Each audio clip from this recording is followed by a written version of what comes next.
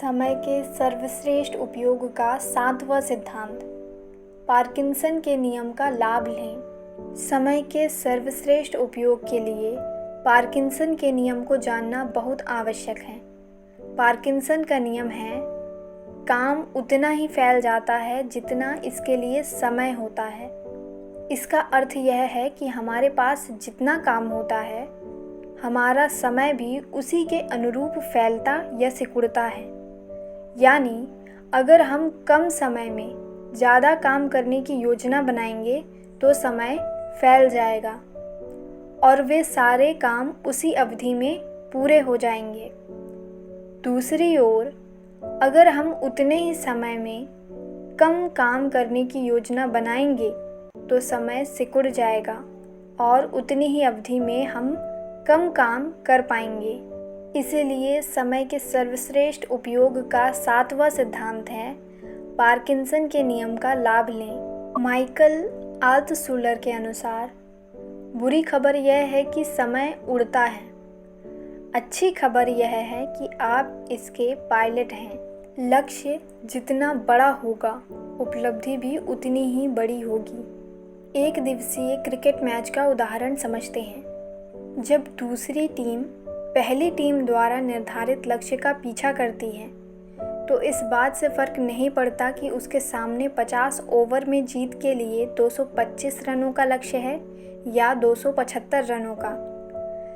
लक्ष्य चाहे जो हो, आम तौर पर उसे अंतिम 3-4 ओवरों में ही हासिल किया जाता है। यहाँ पर महत्वपूर्ण बात यह है कि दूसरी टीम उतने ही समय में अपने लक्ष्य तक पहुँचती है, चाहे उसका लक्ष्य छोटा हो या बड़ा। यही हमारे और आपके बारे में भी सही है।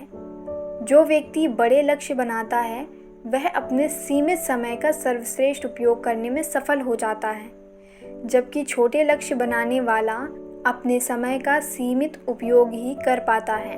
डेनिस सूक्ति ने कहा था, जो ऊंची छलांग लगाना चाहता है उसे लंबा दौड़ना होगा।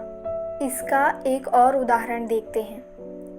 जब हम सैर सपाटा करने या लंबी छुट्टियां मनाने जाते हैं तो उससे कुछ दिन पहले हम अपने घर और ऑफिस के काम ताबड़तोड़ तरीके से निपटाने में जुट जाते हैं। उस सप्ताह में हम सामान्य से दुगना या तिगुना काम कर लेते हैं। हम फटाफट काम करते हैं और कम समय में ज़्यादा काम करते हैं, क्योंकि हमें निश्चित समय सीमा में काम निपटाकर छुट्टियां मनाने जाना है। हमारे पास समय कम होता है और काम ज़्यादा, लेकिन चूंकि हमारे सामने स्पष्ट लक्ष्य होता है, इसलिए हम उसे हासिल कर लेते हैं और यह पार्किंसन के नियम की वजह से संभव हो पाता है। मार्कस ऑरेलियस के अनुसार हर दिन इस तरह जिएं जैसे यह आपका आखिरी दिन हो। काम की प्रवृत्ति से भी समय के फैलने या सिकुड़ने का संबंध होता है। जब किसी काम में हमारी रुचि होती है तो वह काम जल्दी हो जाता है। दूसरी ओर जब किसी काम में हमारी रुचि नहीं होती है तो वह देर से होता है। इसलिए यह कहा जाता है कि वह व्यक्ति सौभाग्यशाली है जो अपने काम से प्रेम करता है, क्योंकि वह कम समय में ज़्यादा काम कर सकता है, ज़्यादा अच्छी तरह से काम कर सकता है और इस वजह से ज़्यादा सफल भी हो सकता है।